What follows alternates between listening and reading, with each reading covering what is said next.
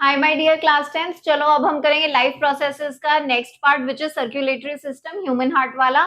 बहुत सारे बच्चों को कंफ्यूजिंग लगता है। आज मैं इसे बहुत ही आसान तरीके से आपको समझाने वाली हूँ। जल्दी से स्टार्ट करते हैं। मैं बनाऊंगी schematic diagram of human heart, ठीक है? उससे समझने की कोशिश करेंगे। We know that human heart consist of 4 chambers. 4 chambers हैं इंसान के दिल में, ठीक है? This is located like this. ये लेफ्ट साइड है, दिस कॉल्ड लेफ्ट एट्रियम। इसी को ऑरिकल भी बुलाया जाता है, do not get confuse. This is your left ventricle, this is your right atrium and this is your right ventricle.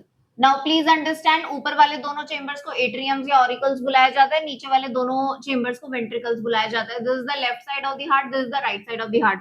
अगर किसी को कंफ्यूजन हो लेफ्ट और राइट समझने में, प्लीज अंडरस्टैंड, सपोज करो ये डायग्राम है और मैं डायग्राम के आगे ऐसे खड़ी हूं।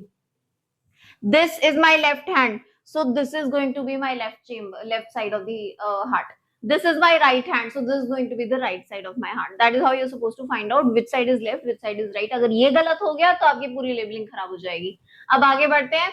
Then we have lungs. Why? Because but obviously बात है, lungs are the one who are providing oxygen for the oxygenated blood, and here we have our body, क्योंकि सारा का सारा खून बॉडी में ही जाना है। सो अब यहाँ पर थोड़ी हार्ट की लेबलिंग देख लेते हैं अच्छे से। Left side of the heart and right side of the heart को सेपरेट करने के लिए हमारे पास एक मस्कुलर लेयर लगी हुई है। This muscular layer is called septum. Septum. दोनों वेंट्रिकल्स के नीचे भी एक मस्कुलर लेयर लगी हुई है which is called pericardium. Pericardium. Pericardium के अंदर यहां पर फ्लूइड भरा हुआ है which is called pericardial fluid. दोनों तरफ एट्रियम और वेंट्रिकल्स में सेपरेशन के लिए वॉल्व लगी हुई हैं और इन वॉल्व्स का नाम है bicuspid valve and this one is tricuspid valve। ठीक है। अब यहां पर लंग्स से ऑक्सीजनेटेड ब्लड लेकर आ रही है एट्रियम में पल्मनरी वीन। ठीक है। अब एक्सप्लेनेशन के साथ करना स्टार्ट करते हैं, चलो धीरे धीरे। लंग्स ने आई हुई हवा में से ऑक्सीजन को एब्जॉर्ब किया और वो ऑक्सीजन उसने पकड़ा दिया ब्लड में। उस ब्लड को लेकर ये पल्मनरी वीन आती है लेफ्ट एट्रियम में। जैसे ही लेफ्ट एट्रियम के अंदर खून आएगा, लेफ्ट एट्रियम जोर से एक्सपैंड हो जाएगा, फूल जाएगा अच्छी तरह, और फूलते ही जोर से धक्का मारेगा सारे खून को और धक्का मार के पहुंचा देगा लेफ्ट वेंट्रिकल में। तो मतलब ब्लड पहले लंग से आया पल्मनरी वीन के थ्रू लेफ्ट एट्रियम में, लेफ्ट एट्रियम से फटाक से ट्रांसफर हो गया लेफ्ट वेंट्रिकल में। अब लेफ्ट वेंट्रिकल उस सारे ऑक्सीजनेटेड ब्लड, मतलब the blood which is filled with oxygen, उस ऑक्सीजनेटेड ब्लड को ट्रांसफर कर देगा पूरी बॉडी में with the help of arteries. Arteries का दूसरा नाम क्या है? एओर्टा। आर्टरीज एक सीरीज पूरी की पूरी लेफ्ट साइड ने अपना काम किया है। अभी यहाँ पे क्या काम किया है? The lungs which have absorbed all the oxygen from the air have given the oxygen to the pulmonary vein. This pulmonary vein is bringing all the oxygenated blood to the left atrium. Left atrium is going to expand and push the entire blood to left ventricle through bicuspid valve. अब यहाँ पर आता है सबसे important function, bicuspid valve। Valves क्या करती हैं? इधर देखिए, ये valve most of the time बंद रहेंगी, लेकिन जैसे इन्हें खून को पुश करना होगा आगे, they are going to open and then again close, open close, open close, इस तरह चलता रहेगा इनका। ओपन होके क्लोज होना सबसे ज्यादा इंपॉर्टेंट है, क्योंकि अगर ये क्लोज नहीं हुई तो all the blood will go back again into the atrium. So what does the valves do? The valves actually prevent the backflow of blood, backflow of blood. This is a very important function of valves. It is mostly asked in 1 mark. ठीक है। What is the function of valves? Valves का function कुछ नहीं है, सिर्फ ये है कि वो ब्लड के बैक फ्लो को प्रिवेंट करता है, सो दैट कि अगर वापस खून ऊपर चला गया तो नीचे क्या जाएगा, है ना? So for that reason.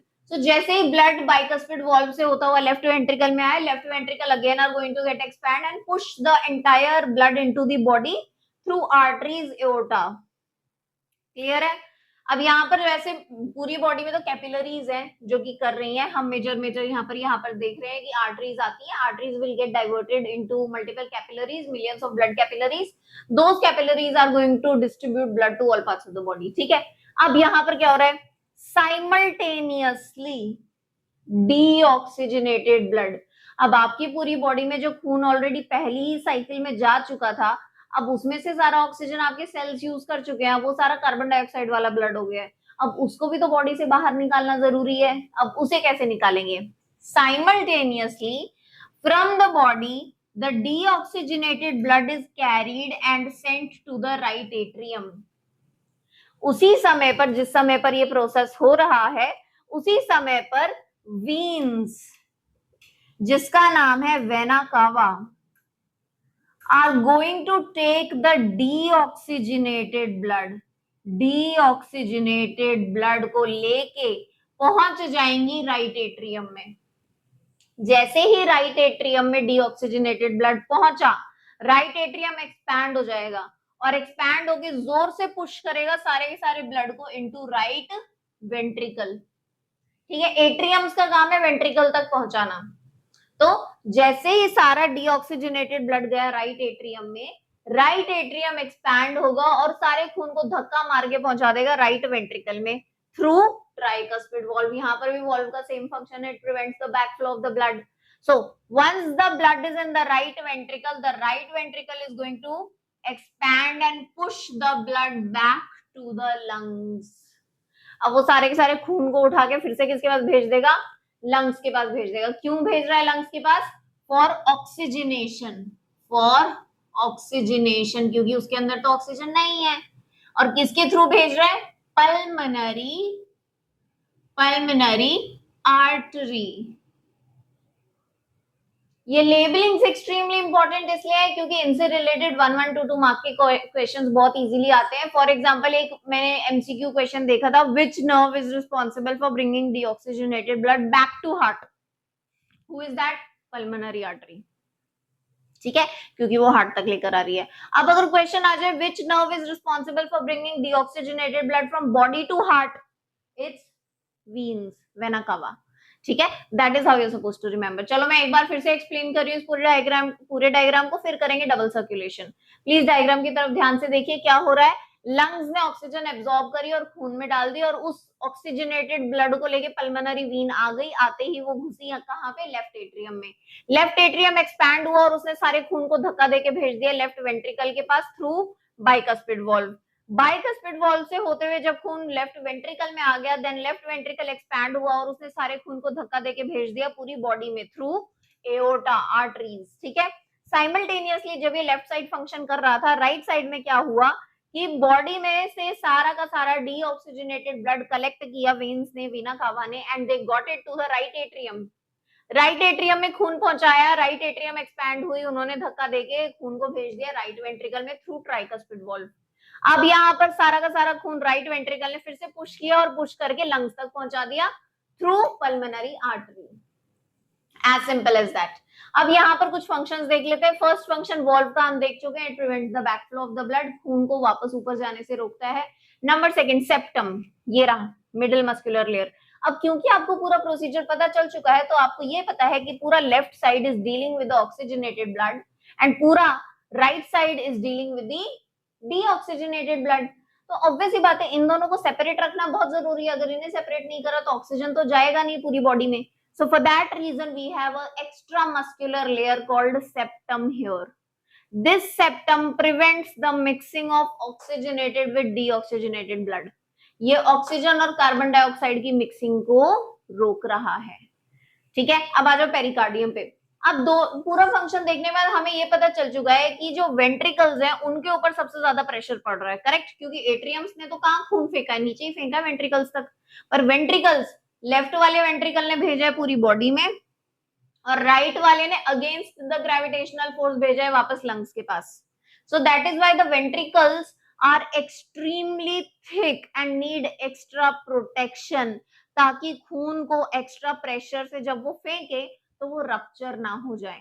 So for that reason they have pericardium. बहुत बार ये क्वेश्चन भी आता है कि लेफ्ट वेंट्रिकल की वॉल ज्यादा थिक क्यों है as compare to right ventricle.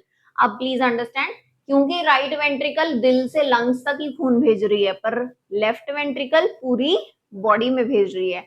That is why इसके ऊपर प्रेशर ज्यादा है, इस वजह से इसकी वॉल जो है वो ज्यादा मोटी बनाई जाती है. Got my point? Can we remember this thing? चलो गुड है.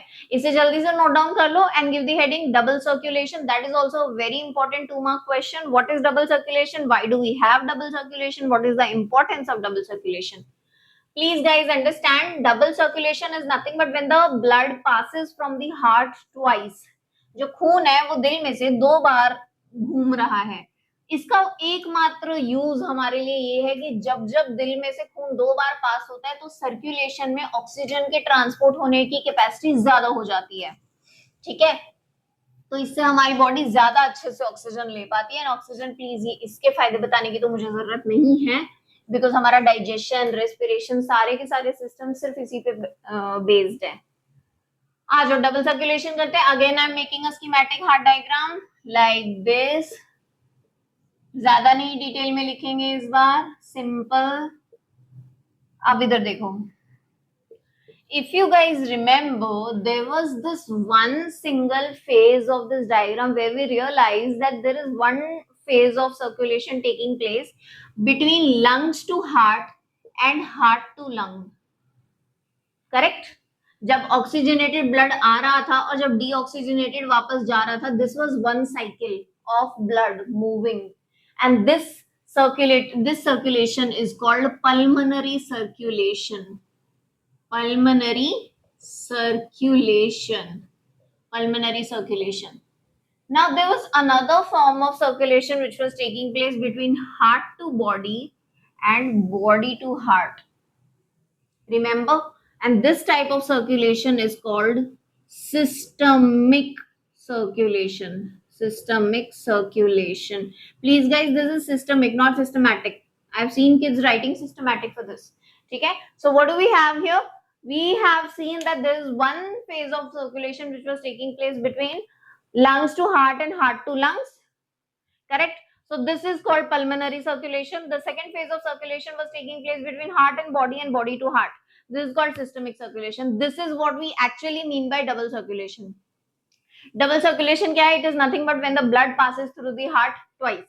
ठीक है, इसमें क्या होता है कि खून 2 बार दिल में से पास हो रहा होता है, जिसकी वजह से सर्कुलेशन में ऑक्सीजन प्रोडक्शन की क्वांटिटी ज्यादा हो जाती है. And that is why we need it. And these 2 type of circulations क्या है? First type of circulation is taking place between lung and heart and lung, and that type of circulation is called pulmonary circulation. The second type of circulation is taking place between heart and body to heart. ठीक है, and this type of circulation is called systemic circulation. That is how we define double circulation here. And since we have 4 chambers, so it makes it even more better. Double circulation होने की जरूरत हमें इसलिए है because we are warm blooded animals. पता है warm blooded animals क्या होते हैं? We are those type of animals who can regulate their own body temperature according to the environment. बाहर गर्मी हो रही होगी, हमारा खून अपने आप को ठंडा कर लेगा. ठीक है, to maintain the body's internal temperature. अगर बाहर ठंड हो रही होगी तो our blood will start making it a little warmer on the inside. So that is what we actually mean by warm blooded animals. And warm blooded animals में सबसे ज्यादा जरूरी है that they have a double circulation kind of system going on.